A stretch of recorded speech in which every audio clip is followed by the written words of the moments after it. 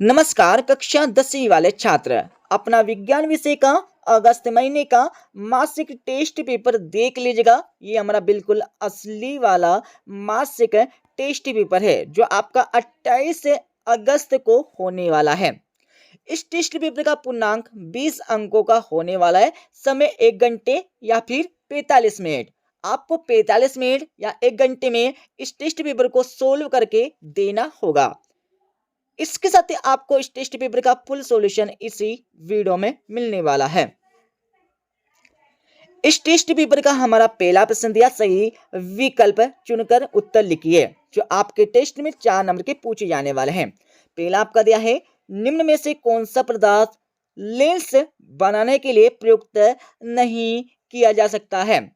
तो इसमें आपको लिखना होगा चौथे वाला मिट्टी। तो मिट्टी का उपयोग नहीं किया जा सकता है लेंस बनाने के लिए।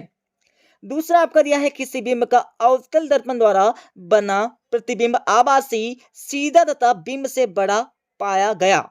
वस्तु की स्थिति कहाँ होनी चाहिए। तो कहाँ पर होनी चाहिए, इसमें आपको लिखना होगा चौथे वाला दर्पण के रू तथा मुख्य फोकस के मध्य। ये आपको राइट आंसर लगाना होगा, दूसरे का आंसर।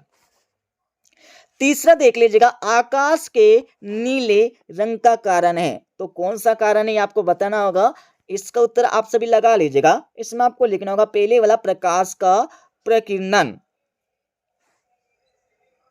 चौथा देख लीजिएगा, मानव नेत्र की जिस भाग पर किसी वस्तु का प्रतिबिंब बनता है वह है, उसका नाम क्या है ये आपको बताना होगा। तो इसका उत्तर आप लगा लीजिएगा। इसमें आपको लिखना होगा ब वाला रेटिना। दूसरा प्रश्न दिया हमारा, जिसमें रिक्त स्थानों की पूर्ति करके लिखना होगा। तो पहला देख लीजिएगा, गोली दर्पण की फोकस दूरी उसकी वक्रता त्रिज्या की कितनी होती है, ये आपको बताना होगा। तो पहले का आंसर आप लगा लीजिएगा। पहले में आपको सिंपल सा लिखना होगा आधी होती है, आधी आपको लिखना होगा, ठीक है। और इसके साथ ही दूसरा आप देख लीजिएगा, जब कोई प्रकाश किरण सघन माध्यम से, किस माध्यम से, सघन माध्यम से विकिरण माध्यम में प्रवेश करती है,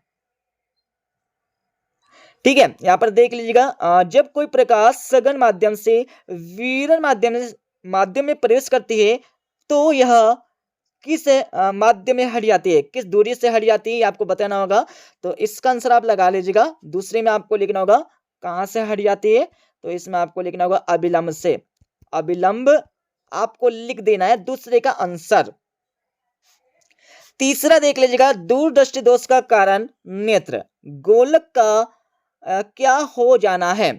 तो तीसरे का आंसर आप लगा लीजिएगा। तीसरे में आपको लिखना होगा फोकस दूरी बहुत अधिक, ये आपको लिख देना है, ठीक है। क्या लिखना है, फोकस दूरी बहुत अधिक हो जाना है, ये आपको लिख देना है, ठीक है। तीसरे का आंसर। और तीसरा प्रश्न देख लीजिएगा, जिसमें एक शब्द अथवा एक वाक्य में उत्तर आपको देना होगा। पहला देख लीजिएगा, प्रिज्म से गुजरने पर कौन से रंग के लिए विचलन कोण का मान सबसे कम होता है। तो किस कोण का मान होता है, तो इसमें आपको बताना होगा किस रंग का होता है। तो पहले में आपको लिखना होगा लाल रंग, ये आपको लिखना है, ठीक है।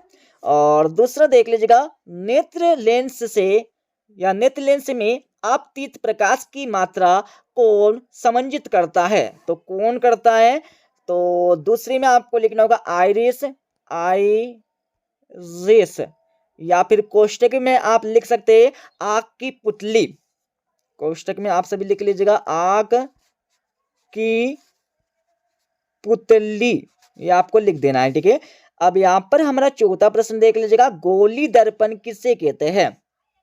कौन सा दर्पण, गोली दर्पण किसे कहते हैं, इसके प्रकार आपको बताना होगा। अतो वाला प्रश्न देख लीजिएगा, प्रकाश के अपवर्तन के नियम आपको बताना है।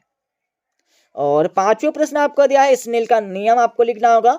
अतो वाला प्रश्न आपका दिया है, कोई प्रकाश किरण एक पारदर्शी माध्यम से दूसरे पारदर्शी माध्यम में प्रवेश करते हुए समय अपना पथ क्यों मोड़ लेती है। तो किसके कारण यहाँ पर अपना पथ, अपना रास्ता मोड़ लेती है, इसका कारण आपको देना होगा। इसका उत्तर भी आपको बता देंगे। छठा प्रश्न देख लीजिएगा, अवतल एवं उत्तल दर्पण में विभेद किस प्रकार किया जा सकता है।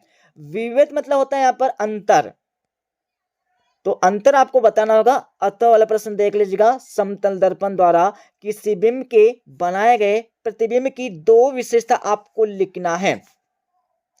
अब मैं यहाँ पर देख लीजिएगा, ठीक है। छठे के बाद आपका सातवां भी यहाँ पर क्वेश्चन हमारा दिया है।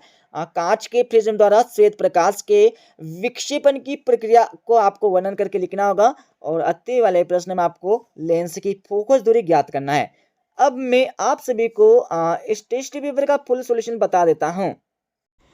तो आप सभी छात्र यहाँ पर इस टेस्ट पेपर का फुल सॉल्यूशन देख लीजिएगा। जैसे कि हमारा पहला प्रश्न पूछेगा था, सही विकल्प का चयन करके लिखिए। इनके आंसर आपको दिए हुए हैं और दूसरे क्वेश्चन का आंसर आपको दिया हुआ है, तो इसमें आप आदि भी यहाँ पर लिख सकते हैं, ठीक है, कोई दिक्कत ना। और दूसरा तीसरे का आंसर आपको दिया है और तीसरे प्रश्न का आंसर आपको यहाँ से मिल जाएगा, ठीक है। और इसके साथ ही हम आगे चलेंगे तो आपको यहाँ पर चौथे प्रश्न का उत्तर हो जाएगा। पूरा लिख लीजिएगा अपनी रफ कॉपी में। और इसके साथ ही चौथे प्रश्न का आपको अतवी वाले का आंसर मिल जाएगा, पूरा ऊपर से लेकर नीचे तक आप देख लीजिएगा, ठीक है। जिसमें आपको क्या करना है, प्रकाश के अपवर्तन के नियम आपको समझाना है, लिखना है मतलब, ठीक है। और इसके साथ ही आप सभी छात्र प्रश्न संख्या 5वें का आंसर देख लीजिएगा। और इसके साथ ही आपको यहाँ पर प्रश्न संख्या 5वें का अतवी का आंसर यहाँ से मिल जाएगा। इसके साथ यहाँ पर छठे प्रश्न का आंसर देख लीजिएगा, जिसमें अवतल दर्पण तथा उत्तल दर्पण में आपको अंतर बताना होगा। और इसके साथ ही आपको यहाँ पर प्रश्न संख्या छठे का अति वाले का आंसर मिल जाएगा। अब आप सभी छात्र यहाँ पर सातवें प्रश्न का उत्तर देख लीजिएगा, ठीक है।